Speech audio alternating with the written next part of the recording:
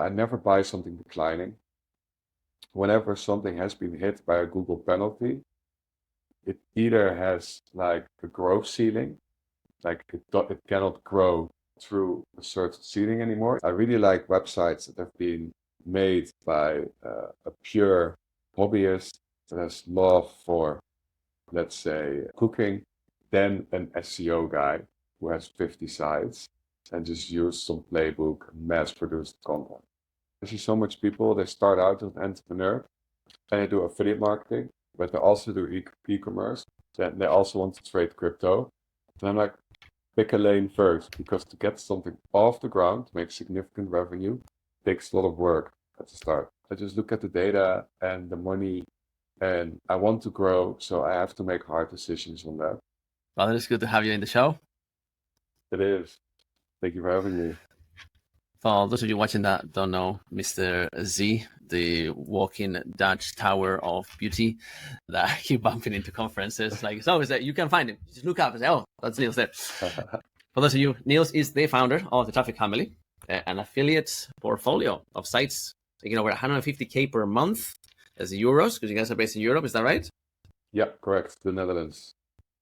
Sweet. And you also teach people how to kill it with affiliate, is that right? Yeah, I do. I mentor some people, try to help them, because when I look at someone's affiliate business, it's so easy for me to just double down on what works and spot real growth opportunities. And it's fun for me too at the same time. You know, I learn just as much as they learn new business models. So I do that too on the side. Sweet. Niels, how long did it take you to get here? Did you start last month from 0 to 150, or did it take you a minute? No, it took me 4.5 years, but I'm doing it like 2 years full time now, actually. So it took me like 2 years to go to 10K, just as a side project next to my job. I was a bad sleeper actually, so I started a website about sleep, wrote a review about mattresses and pillows too. Didn't do anything for 6 months. COVID hit, and suddenly I made 500 euros in a month while sitting on my ass, basically. So then I thought, okay, let's just reinvest until we got to 10K. And then me and my co-founder decided to do it full time. And then from 10K to actually almost 100K in the next year. And then now 150, over 150K a month in commission. That's some freaking impressive growth. And, I've been following your content on LinkedIn. You share there all the good niches, the bad niches, hiring tips and so forth. I'm really enjoying those videos. Oh, that's great. And, for those that do affiliate marketing and might have been a little bit discouraged after the last few updates because they seem to have a penchant against content sites, how have you navigated that? Yeah, you really see that. I think 3 years ago, would rank, and now it's totally against affiliate sites. How do you navigate it? Diversification, like try other channels than just SEO, right? If you rank for keywords and you lost those positions, will it make sense to now bid for it in Google Ads, for instance? Diversification is great too. We are, for instance, a lot in retail, and I really see that retail affiliate sites, they get hit because all the e-commerce websites now have preference in SERPs. But whenever I someone with, let's say, a VPN website or a hosting website, there it's really easy to explain expert opinions, and these niches see to get less hit by Google, Yeah, very good point. And something that I've always seen as a good way of retaining value from the traffic that you've either, invested upfront through SEO work or directly via PPC is email lists. What kind of role do they play within your portfolio? Us, not at all.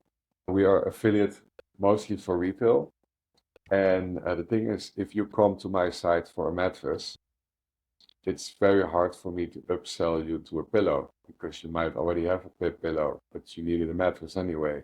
So they just come for that money keyword.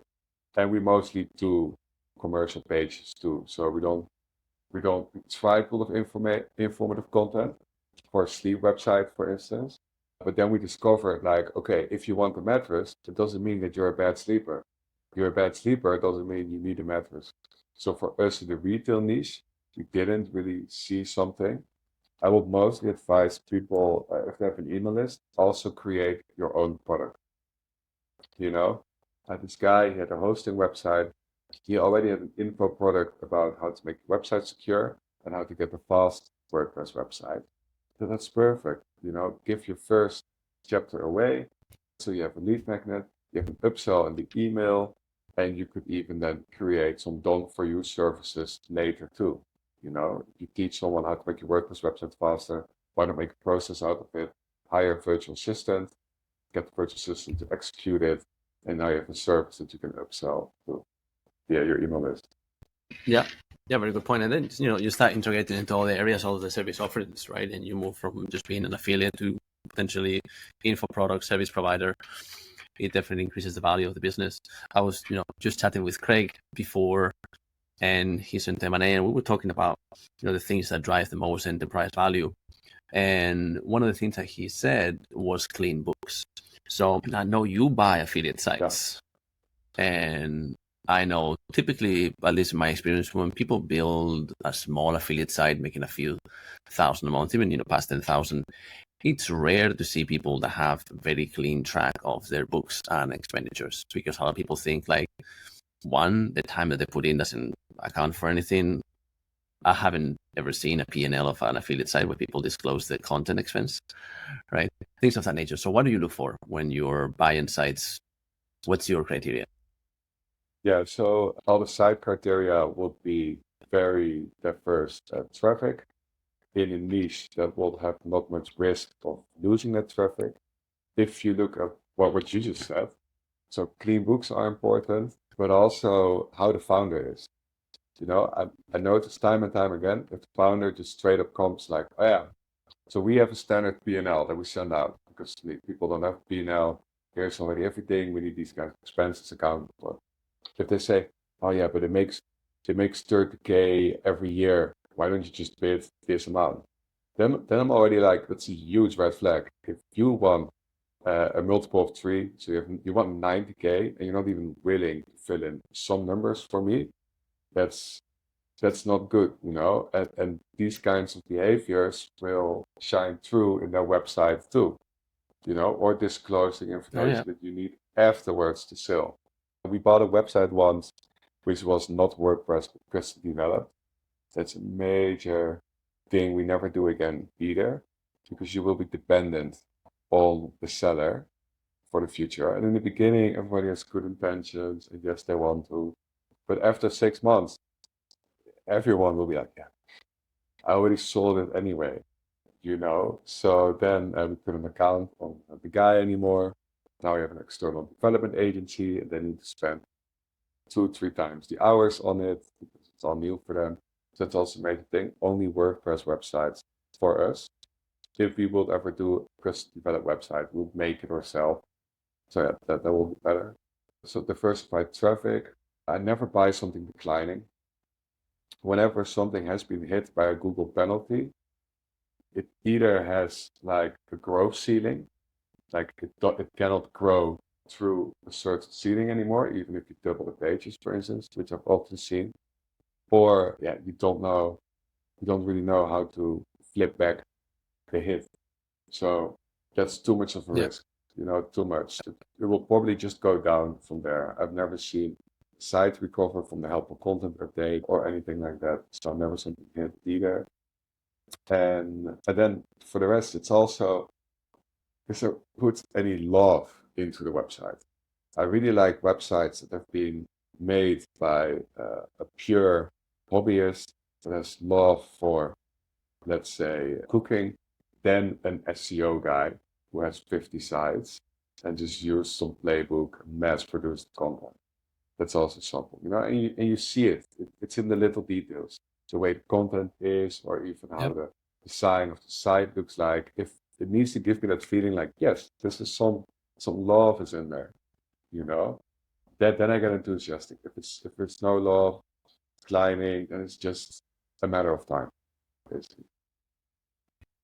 So interesting that you mentioned whether that's, and I love that you use that word there, says, does it have the touch of love of a creator instead of just somebody just churning out sites through a playbook and it's all cookie cutter websites?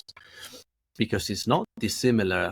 Now, we all know that Google says multiple things, and some of them are right, some of them are not so right, some of them are a bit, confusion on purpose. But when you think of like the general good intention behind things, it's like that, those are also the sites that users can spot. Yeah.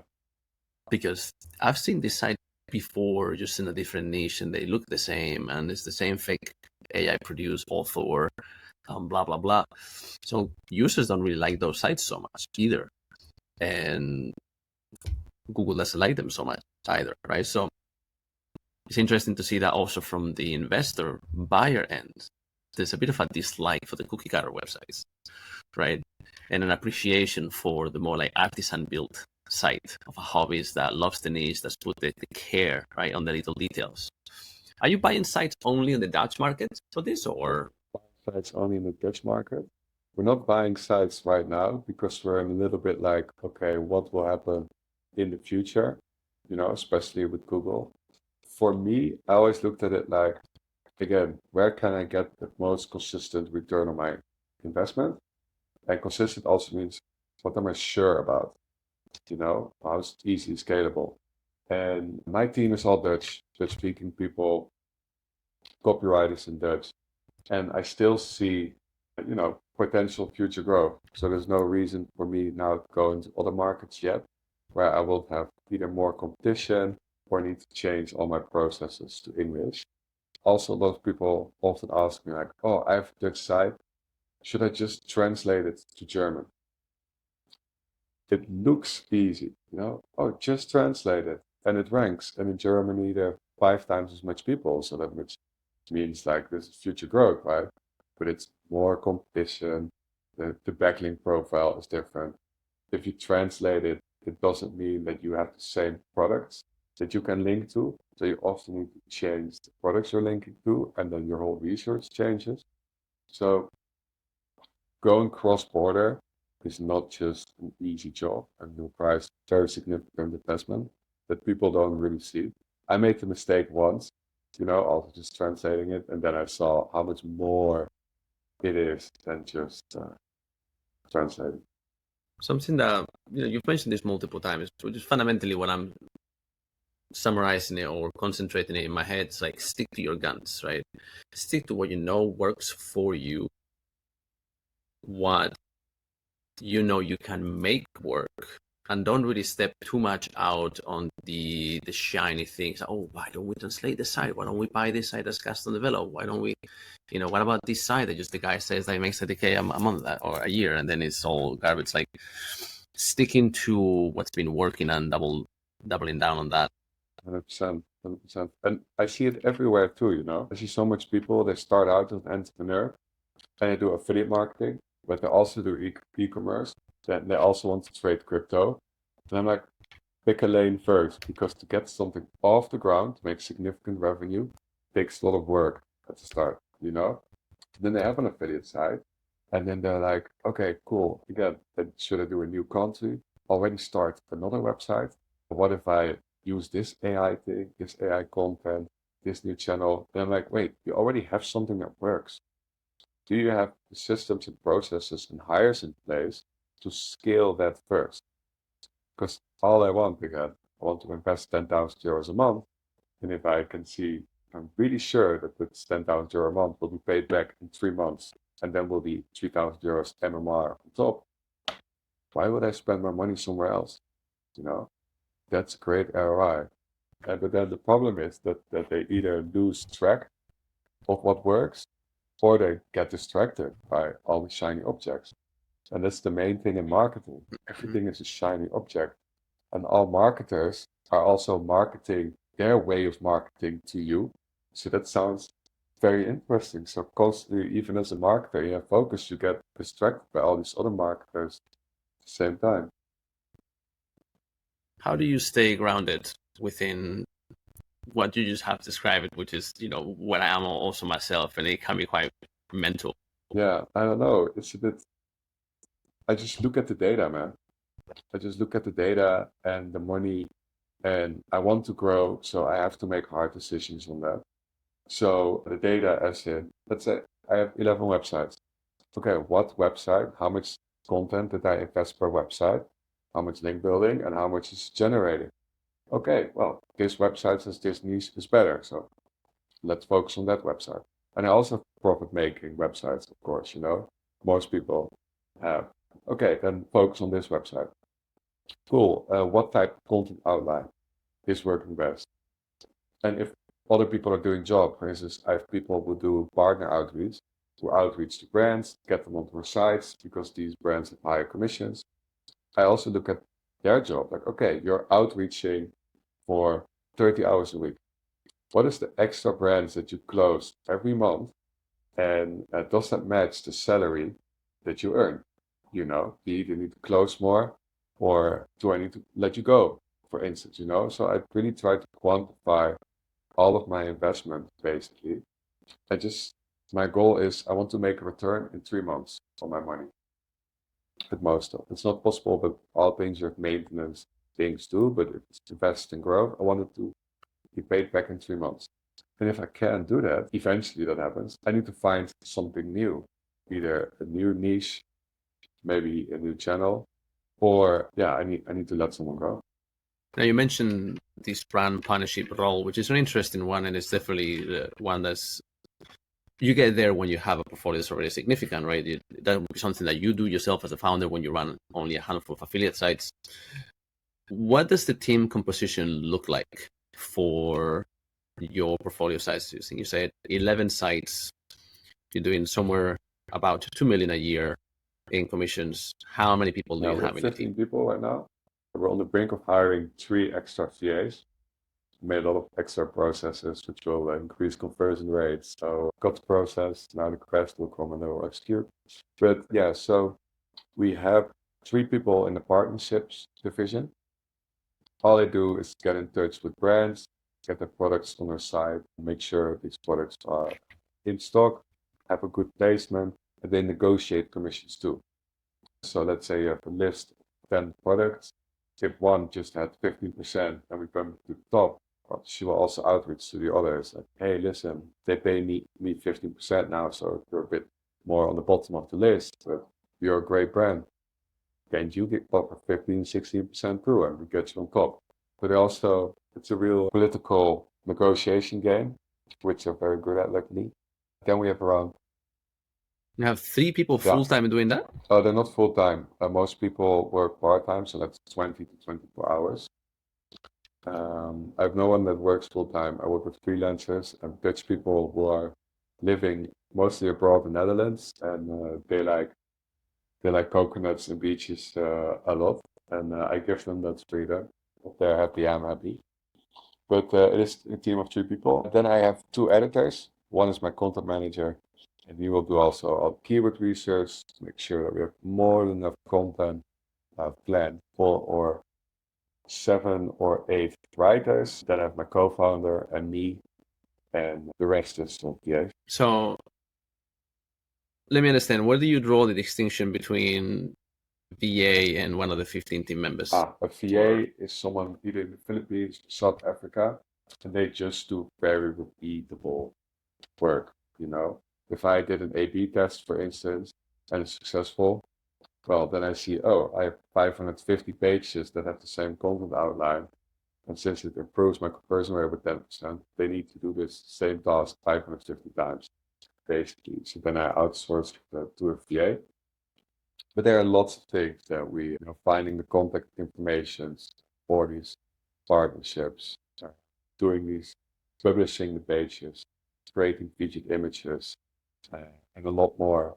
Everything that's repeatable, I want to outsource it to a VA because it will bring my cost down, basically. Right. I need to be very upfront with you because I don't want you to feel like I'm trying to trap you anywhere. I've always had a rather big gripe against the term VA, right? And I particularly I commented on one of your LinkedIn posts a while back, like, what's a VA, right? I was just trying to be cheeky. for me, a VA in 2024 is Gemini, is ChatGPT, right? Because those are like actual virtual assistants. They don't really exist, right? But I understand what you mean. Like, it's been the terminology that's been widely used for a very long time in the industry.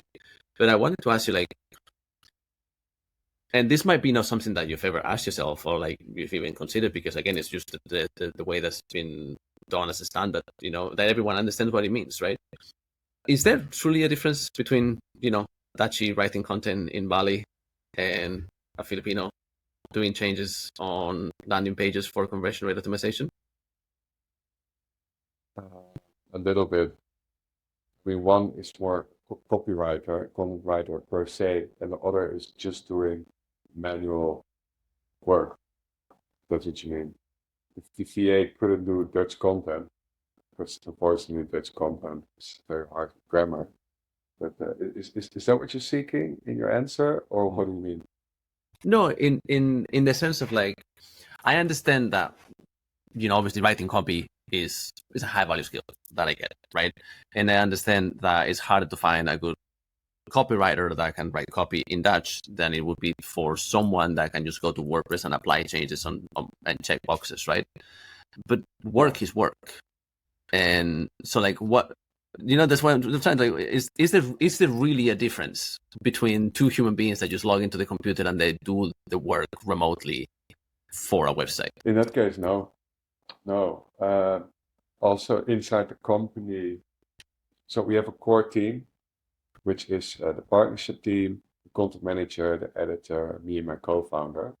And the rest, the non-core team, are the writers and the PAs, because they do way more processed work, so to say. You know, the other people are doing more creative stuff, finding things out. They have an @trafficfamily.io email address, but the other, they are more doing process work. They are more replaceable because we have all the systems and processes in place. So in that case, is that all like per volume? Like whenever you need the work, you just have like a roster of freelancers that you put the job out, or how does it work? on the writing side, we just try to make an agreement of like, okay, how many texts can you write? And when we have the minimum amount of texts we want published per month, then we stop. And with the VAs, we hire them full time. That's contract, but full time. And then we just try to front load them, which is much work as possible, which is often, Interesting. And how many people do you have in your VA? one now, but there will be 4 in a week. Okay, so that's the team you expanded. I see. Cool. All based in the Philippines? And South Africa. I find South Africa very nice too. I love the work ethic of the Philippines and how well they are in English. But I really want some cultural differences in that team too. Because there's one problem I have as a Dutch person. I'm very direct. If you have a problem, tell me. If you run into something, tell me. If you don't understand something, tell me. And now what I had with past Filipino people I worked with, if they have a problem, they don't tell me. You know, if they don't understand something, they don't tell me. So I hope just to work with some different cultures to balance that out. And if they maybe tell each other, and at least to South African, for instance, will tell me. But also their level of English is very good.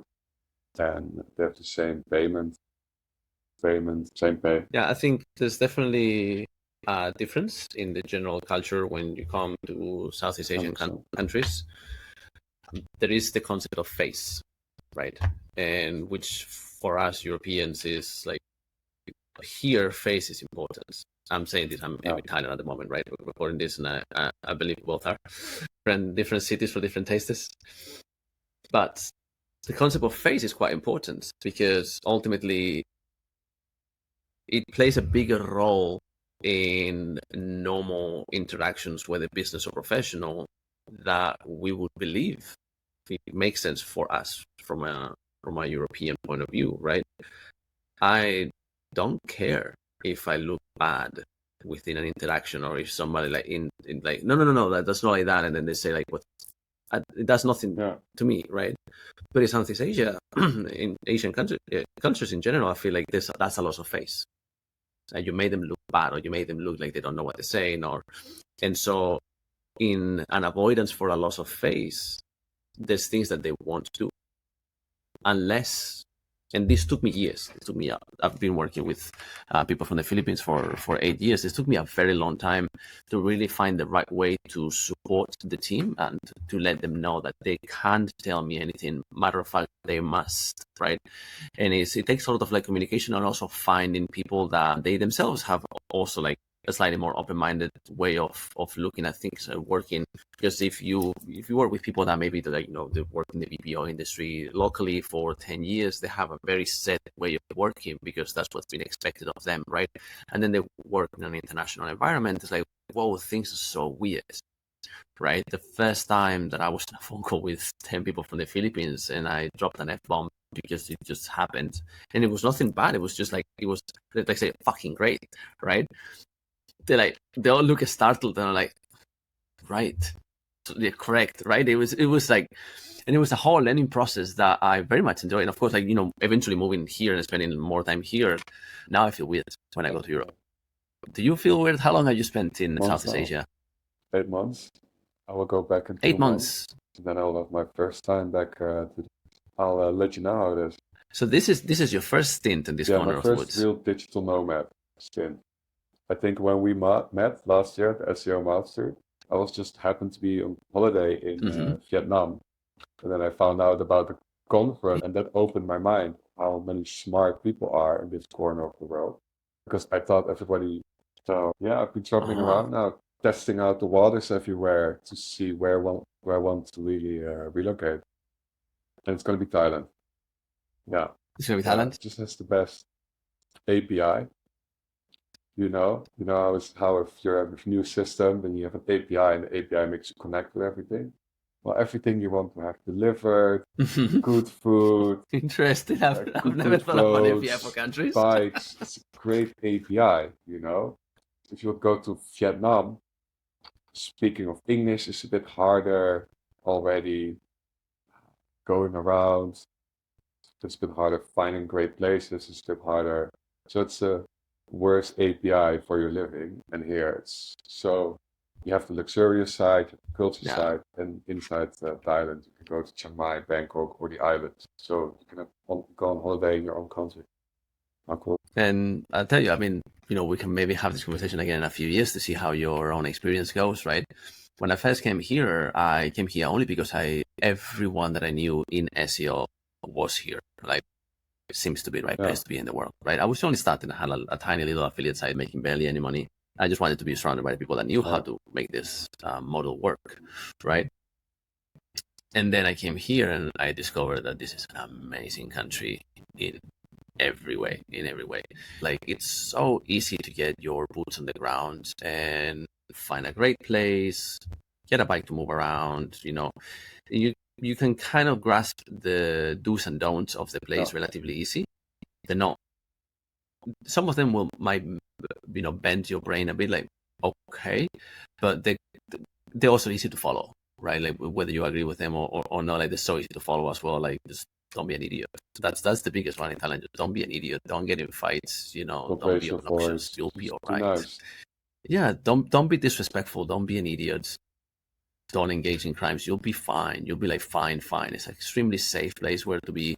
And what I wanted to say that maybe we'll discuss in a few years is I've also find that there is something about being in a Buddhist country that seeps into the general culture of the place that interacts with everything.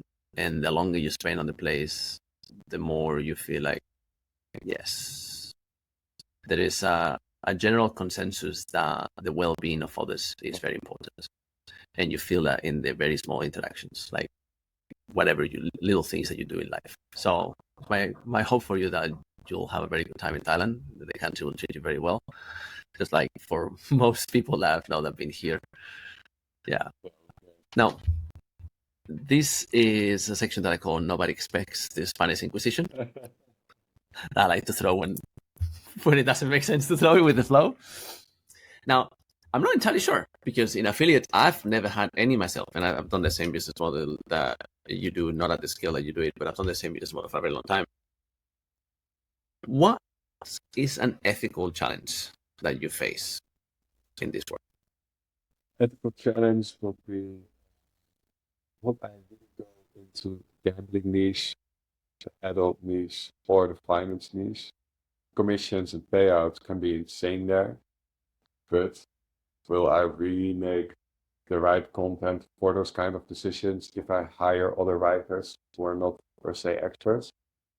I think that's the main ethical challenge a lot of people have. But also, okay, this one brand pays me a lot more, maybe 3 times as much as this other brand, but it's an inferior brand. What am I going to do? Will I still put it at the top because I'm a business? I need to make money. If I make more money, I can grow, I can give more people salaries. Or will it be better for the user if I put that other less paid brand top? So where do you normally stand on that particular challenge of where to position a brand? What do you? Both, honestly. So what we want, I want a high conversion rate and a low return rate on products. That is how I determine if a product is of high quality.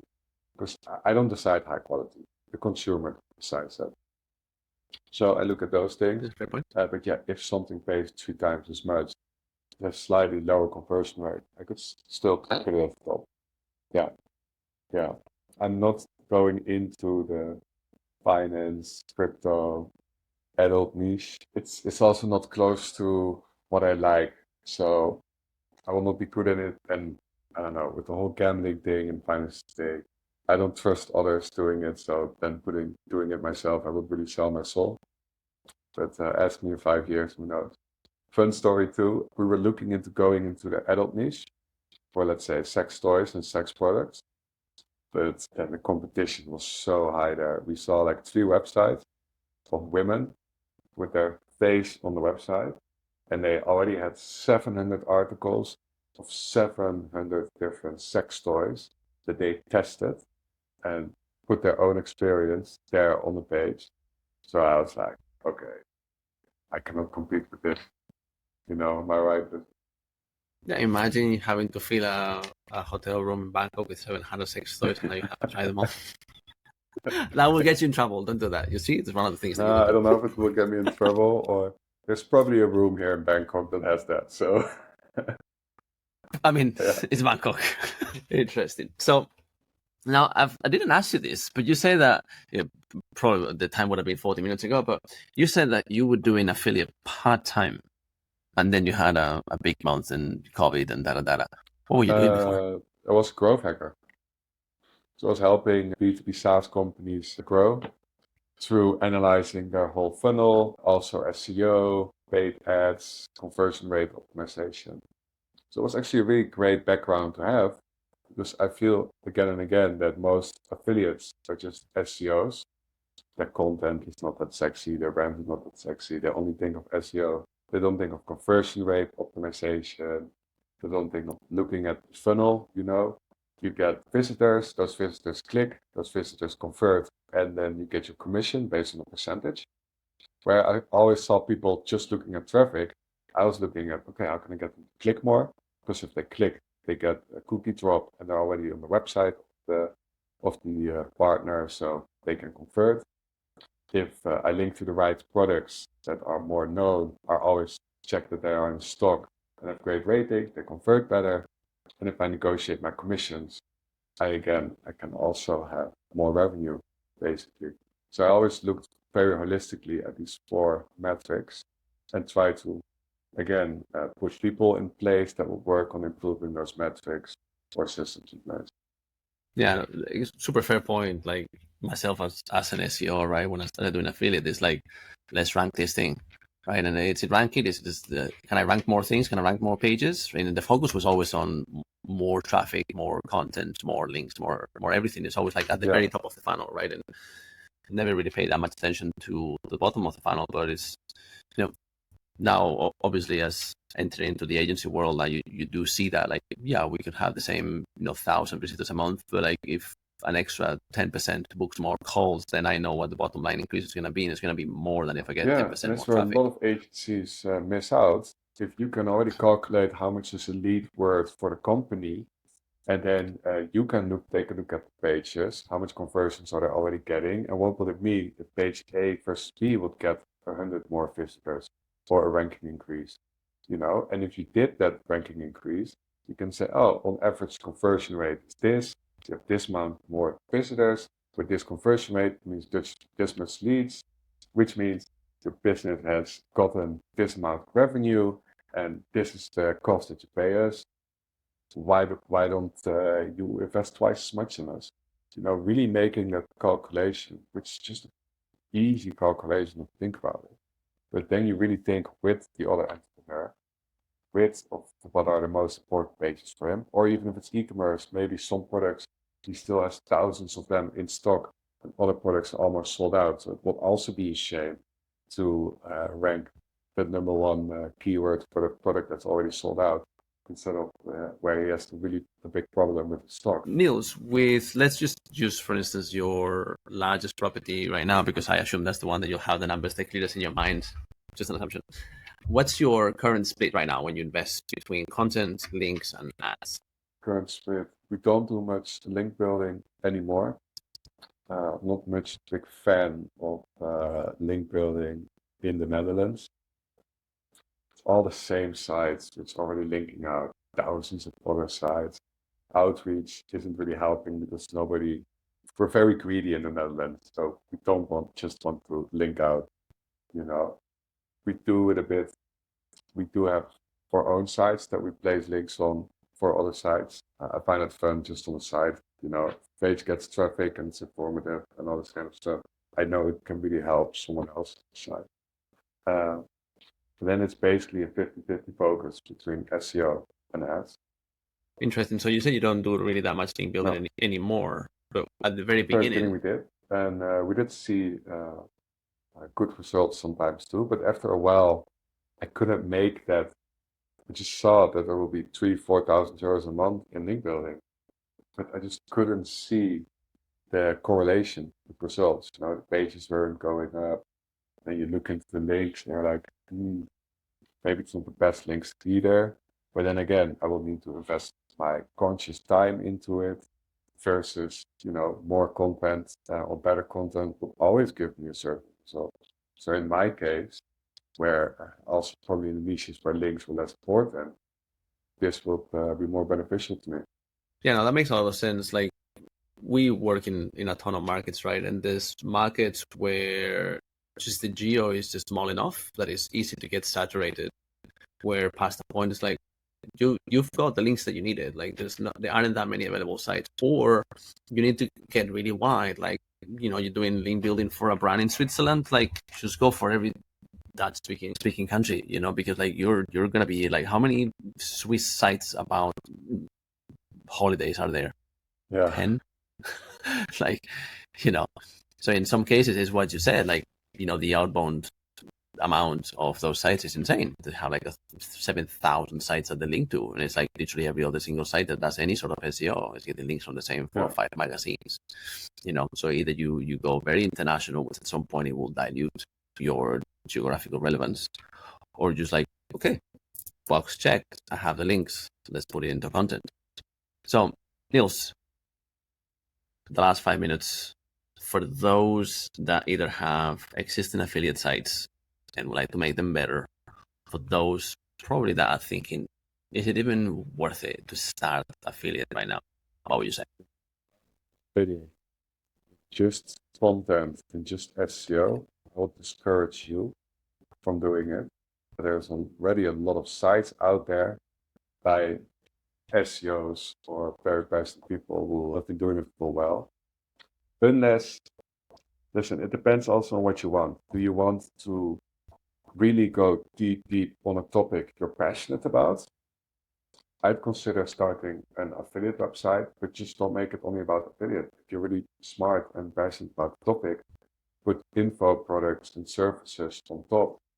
So you have a nice 1/3 revenue split between the products, services, and affiliate, and you have a sustainable business that can survive.